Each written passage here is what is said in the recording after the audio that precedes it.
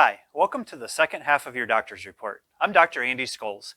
By this point in time, you've probably been coming into the office for a couple of weeks, and you may be feeling better, may actually be feeling worse. Both of those things are okay. We're right in the beginning of your care, and we know that you are going to get better over time and with repetition. You're also learning about how long your adjustments take and probably finding out that normally an adjustment doesn't take all that long. You can usually be in and out of our office in about 10 minutes.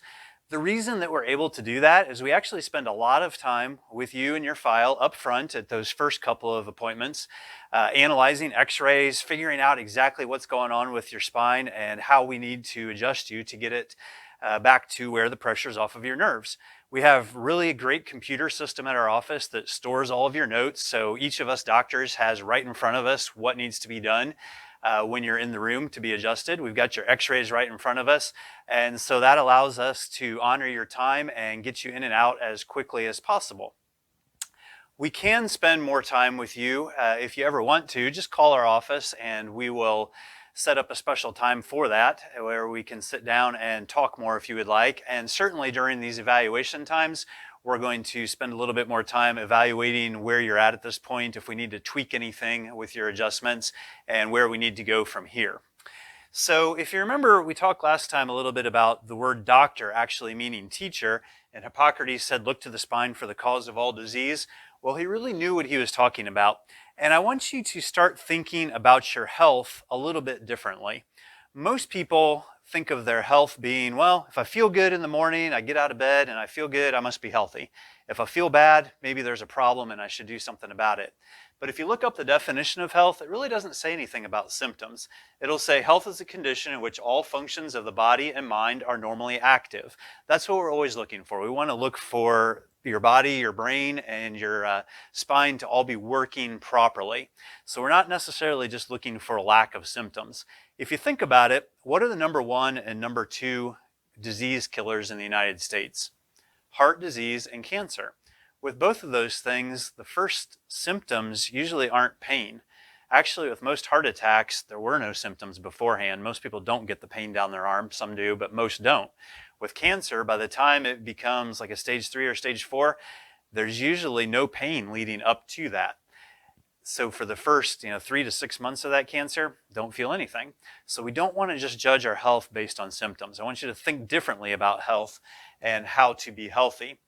Symptoms are like an alarm. Pain is like an alarm. So if you were to have a fire in your house and it's like 2 o'clock in the morning and it sets off the smoke alarm, you don't want to call the fire department and have them come rushing over and just put out the alarm, right?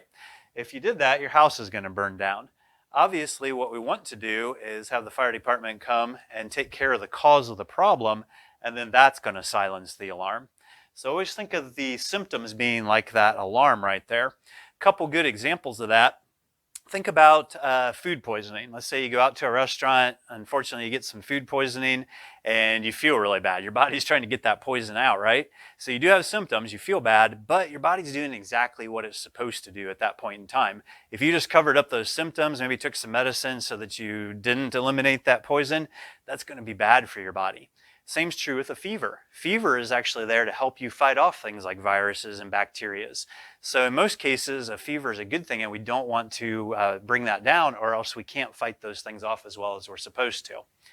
So we're constantly looking at what can make our bodies healthier and function better.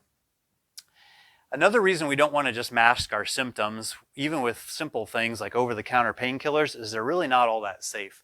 This is a study from the American Journal of Kidney Disease and National Kidney Foundation. It says that a chronic use of a combination of acetaminophen, which is Tylenol, and aspirin, such as that found in brands like Excedrin, is so dangerous that it should not be sold over the counter. In fact, it's so dangerous that between 8 and 10% of chronic kidney failure can be attributed to overuse of these combination analgesics. We've seen this in our office. We had a lady come in, she was in her 50s, she'd been having some chronic low back pain for years before she came to see us, and she was taking Motrin for it.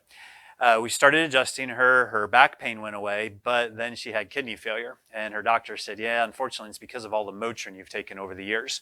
So we want to be careful about anything that we put in our body. In fact, Thomas Edison said, the doctor of the future will give no medicine, but what interests his patients in the care of the human frame, that's what we're doing, in diet, and in the cause and prevention of disease. I think we can all agree that preventing a disease is a lot better than trying to treat it once it's already there. So when we think about overall health, a lot of it comes down to how our organs are functioning, how our systems are functioning.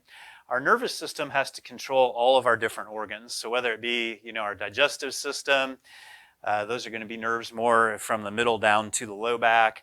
Our respiratory system is going to be up in the lungs and sinus areas. Circulatory system, that's going to be the heart, the blood vessels. All those have nerves going to them. It's called the autonomic nervous system. These are nerves that we don't have to think about. They're autonomic or automatic. You really have two sets of those nerves coming from your brain. Your brain is constantly monitoring the conditions of your body. It wants to keep you in what's called homeostasis. I know it's a big word. You probably remember that from high school biology. But homeostasis is a point of balance where your body is functioning the way that it's supposed to.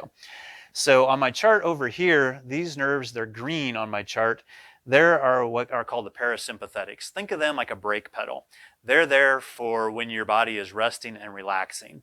And then the yellow nerves are like the accelerator pedal. They're there for maybe when you're exercising or you're stressed. Think about like if you were to go out and try to run across Oak Ridge Highway and dodge cars, you need to start pumping more blood, more oxygen to those muscles. So these two systems work together all the time with what your brain is monitoring to adjust your organs and make sure they're functioning properly. Great example of that is with your heart. If the nerves from the parasympathetics, these green ones, are working the way they're supposed to, your heart will be at a nice state of relaxation. If you go from like seated to standing, you need to start pumping more blood up to your brain so you don't pass out. You're going to fire a signal down your spine. It's going to come out to your heart. It's going to pick up your blood pressure and your heart rate a little bit. If either of these two systems are interfered with by a spinal subluxation, then it can lead to either high heart rate, high or low blood pressure. Same is true for all your organs, your stomach, your lungs, your liver, your kidneys, you name it. So it's all super important that those things function together and work the way that they're supposed to. So if you remember from last time, we talked about how your spine is supposed to be straight when we look at it from the front or back, and then have those curves when we look at it from the side. Those curves act like shock absorbers. We want to make sure that they're in there as well as possible. Especially important with the curve up here in your neck. A lot of us lose that neck curve because we're looking down too much. So it's like straightening out the banana. There's a little bit of review. What is a good way to maintain that curve in your neck? Well, getting adjusted. If you've lost some of it, getting adjusted can help get that curve back to where it needs to be. And then retraining some of those muscles. So I'm going to go over some exercises with you. Neck stretches where you're letting your head hang back. It's best to do this in a seated position on a chair. Just let your head hang back, count to 10. Do that several times per day. Another great neck stretch, most people, their ear is in front of their shoulder. Your ear should be lined up with your shoulder when somebody looks at you from the side, so it should be back like this. So I call this the chicken neck stretch, bringing your head back over your shoulders. Shoulder exercises, those shoulders tend to go forward. You want to work on bringing them back, rolling your shoulders back. Another great exercise for that is getting back flat against a wall, bringing your hands back against the wall, and then doing what we call wall angels, kind of like a snow angel up against the wall. That helps to strengthen those. Now, some of these you may not be able to do right away. You may get better and better at these as we adjust you over time, and as you practice them, don't do anything that causes any extra sharp pain. Another great back stretch is to grab a towel and stretch side to side with that towel. Lying down on your back with your knees bent and then shifting your knees off to one side or the other. That's a good stretch for your low back. Some things that you need to avoid doing is getting into bad postures to start with. Bad posture can cause the spine to shift out of alignment. So if you think about seated posture, you should be sitting up nice and straight with your head over your shoulders. Don't cross one leg over the other. Avoid slouching like that in a recliner especially, keeping that good upright posture. Texting is definitely a big thing nowadays. People are always using their smartphones, not just for texting, but always on them, looking down. Can cause headaches, neck pain, difficulty breathing. This may not be practical to hold your phone up like this, but you definitely want to try to keep your head up as well as you can. Be careful about lifting, especially with your back. You always want to lift with the big, powerful muscles in your legs and never lift and twist from the back at the same time. That's when you're most likely to damage a disc.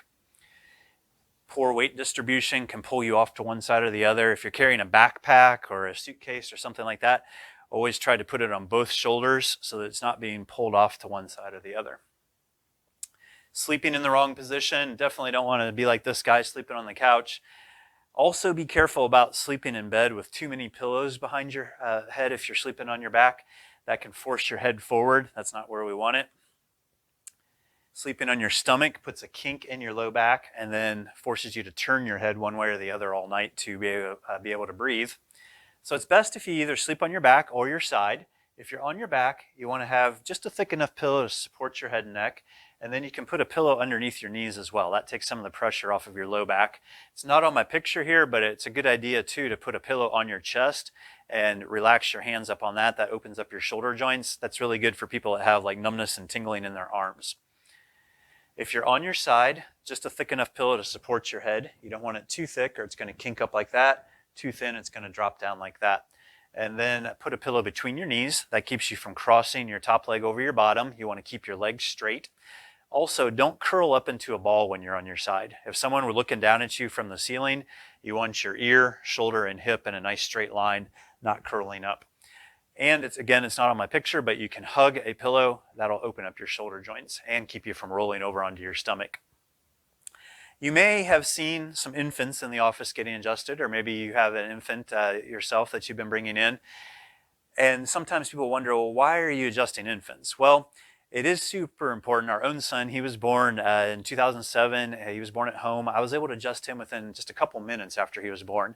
An infant adjustment is very, very gentle. Typically, all we have to do is take our pinky, put it on that top bone, that atlas vertebrae, and just wiggle it with about the pressure that it would take to dent in a tomato. So it doesn't take much pressure to push that atlas back into place. The reason that it's out of place in the first place is you think about birth trauma for one thing. There's a lot of pressure, a lot of rotation on a baby's neck during that birth process, and it can shift the atlas out of alignment. And then as kids start to get older and they start sitting up, that's when you start developing those curves in the spine. And we start doing more and more things to knock our spines out of place as we grow up. So it is really important to get children checked out so that we can make sure things are where they should be. I want to just kind of give you a warning if you do have children at home. Be really careful about using the handheld electronic devices. It always ends up in a poor posture like this. So we try to remind our son Zach all the time to bring it up like this, or maybe lie on his belly, prop himself up on his elbows so that his head's in extension rather than looking down at that device. You may have some friends and family that have asked you about chiropractic at this point and how it's working for you and how chiropractic works. A really easy way to explain it to people is if you think of your spine like a garden hose and you think of the pressure on your spine being like a kink in the garden hose, that's going to cut off that flow of water and the grass is going to wither away and it's going to die. Our job is to find those kinks, remove them, and then just like that water starts flowing again, your spine starts communicating with your body properly again. It starts working just like that grass gets green. So that's just an easy kind of simple visualization that you can give people as to how your spine works. So if we were to take that hose and cut it in two, remember only about 3% of your nerves are the pain sensitive ones. That's why when we check you, sometimes we're adjusting you in a place where you don't even have pain, but there's a functional problem there and we want to make sure that everything is working the way that it should be. It doesn't take a whole lot of pressure on the nerves to affect it, right? Remember, the weight of a dime can cut off 60% of that nerve's communication. Weight of a quarter can cut off 100%. So over time, as these bones move out of alignment, the discs get degenerated. At first, the nerves will start to swell. Then over time, they start to atrophy and die. And eventually, over the course of several years, we can get to the point where the bones fuse together into one solid bone.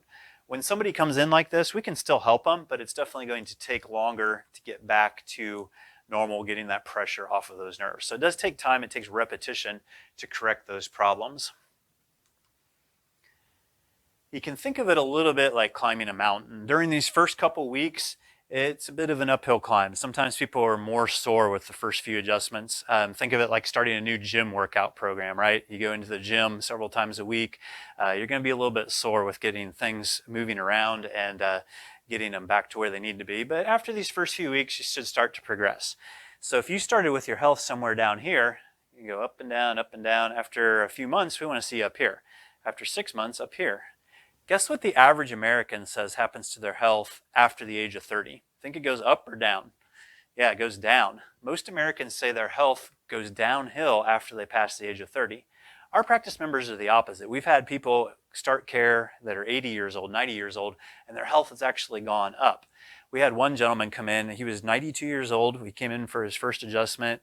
His son brought him in because he couldn't drive anymore because he was forced to look down at his toes all the time. He couldn't look up. So he had a walker. He came in and was walking like this.